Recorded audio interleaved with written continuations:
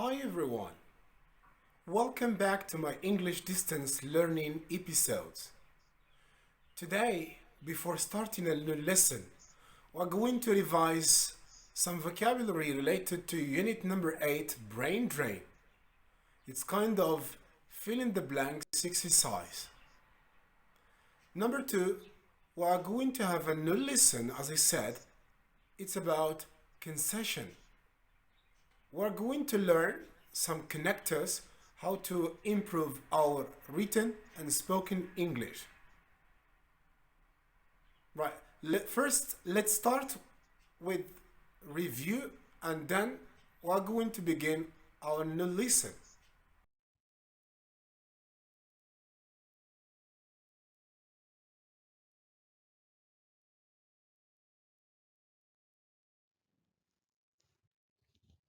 Right, the first, let's here have exercise number 1, fill in the gaps with the right words.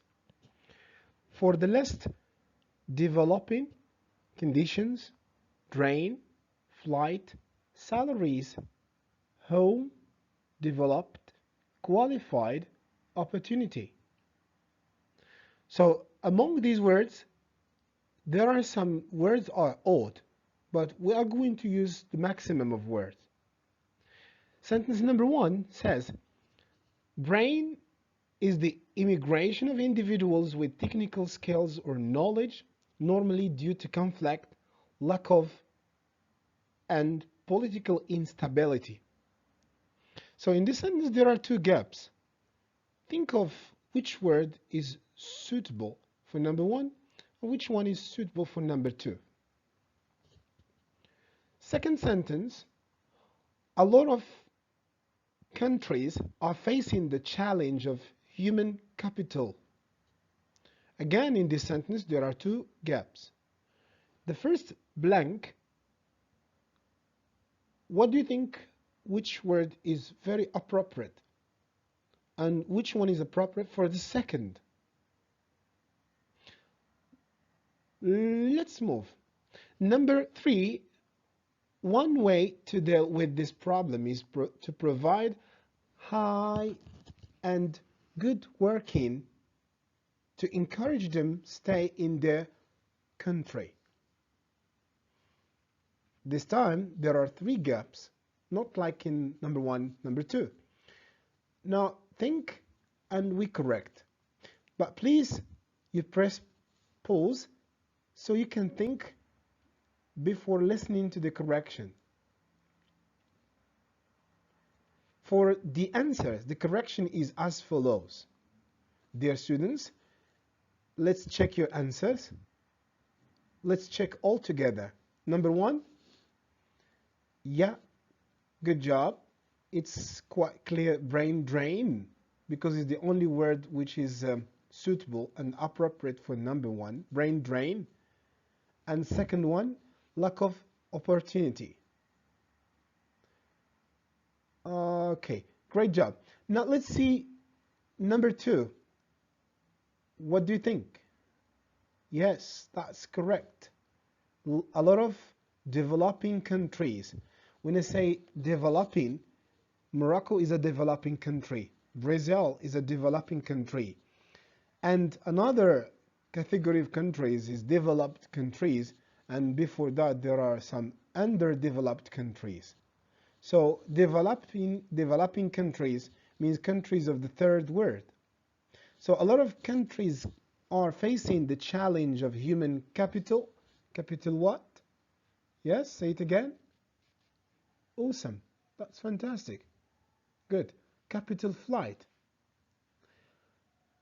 And for number 3,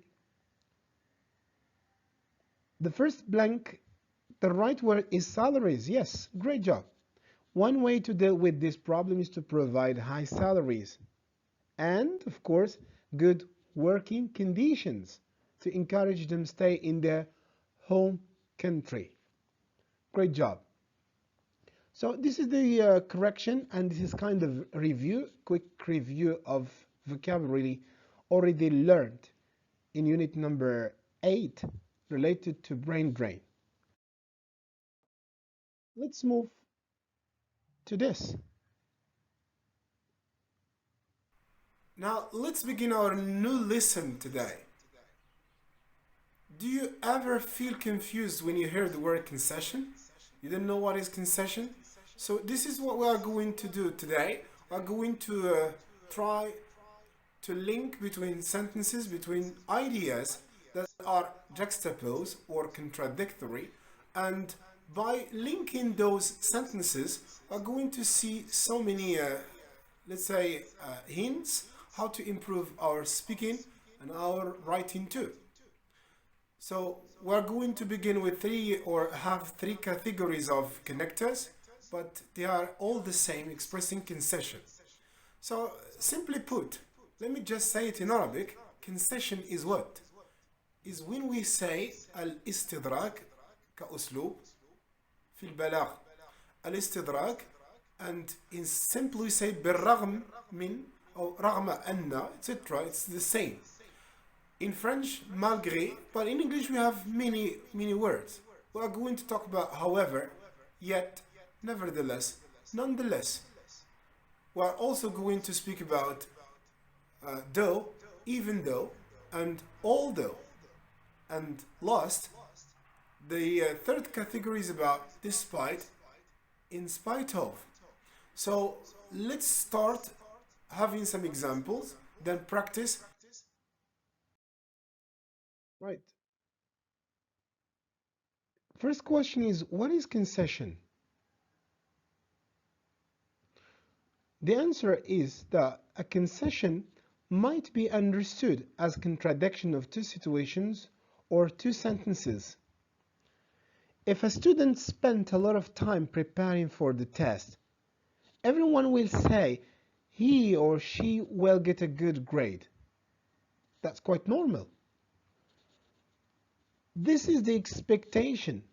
But if the student gets a low grade, in this case, we will express concession because we didn't expect to have two things contradictory. So concession linking words are used to express a position between two ideas as follows. We can connect two sentences or ideas in several different ways. For example, although the student prepared well for the test, she got a very low grade. Although, as you see here, although is the linking word expressing concession, but the sentence is connected with a comma. Although the students prepared well for the test, we are expecting to have something positive. But unfortunately, she got a very low grade. Something wasn't expected at all. So in this lesson, we can express concession instead of saying although. We have variety of ways. Number one, we can use however, yet, nonetheless, nevertheless. Or we can use although, as it is in the example, or even though, or though. And last, category number three, despite or in spite of. Now, for the first category, I have here to begin with however, yet, nonetheless, nevertheless. I would like you just to draw your attention to the note here. Note that all these linking words, however, yet, nonetheless, nevertheless, are located in the middle of a sentence. Let's highlight the word in the middle of a sentence. Some students may say no, it's very possible to use however at the beginning. I say yes, but when we move from speaking about body, paragraph 1, advantages, and then we transit to speak about disadvantages. But when we connect to ideas or to opposing sentences, we use however mainly in the middle of a sentence. So let's read the examples and take a look at punctuation with capital letters. Number one, she has a lot of money, full stop, yet, comma, her clothes are shabby. Second example, the government invests a lot of money on tourism. However, not many tourists visit our town. My gran never attends school. My grandmother never attended school. Nevertheless, she is able to read and write perfectly. So, as you notice, all these linking words, however, yet, nonetheless, nevertheless, we can use all of them in the same possession, which is in the middle of a sentence and with the same punctuation marks, a full stop before and a comma after. But you see the first sentence, a full stop, then a linking word with a capital letter followed by a comma and another opposing sentence or idea. But sometimes we can use, instead of full stop, we can use this one, which is called a semicolon. When we use semicolon, you just pay attention not to capitalize the first letters of the linking words. If it is semicolon, small h is enough for however, and small y for yet, small n for nonetheless, and small n for nevertheless. But of course, they are followed by a comma too. Second category here, we have although and even though can also come in the middle or at the beginning of a sentence. Pay attention to this one. This group of linking words may or they can come at the beginning or at the end, in the middle. But though can be used sometimes at the end. Let's read the first example. Although she has many diplomas, comma, she doesn't work at all. If we use the linking word although or even though in the beginning, we need to separate the two clauses with a comma.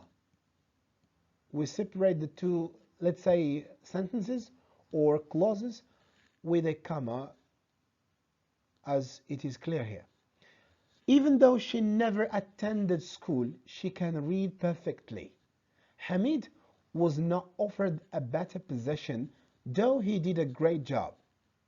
Last, here it's just an example to see how can we use though at the end. I like the sweater. Full stop. I decide not to buy it, though. I reread again. I like the sweater. I decided not to buy it, though. This is how we can use linking words although, even though, or though. For example, in the middle possession, we can have them as follow, and no punctuation mark is required.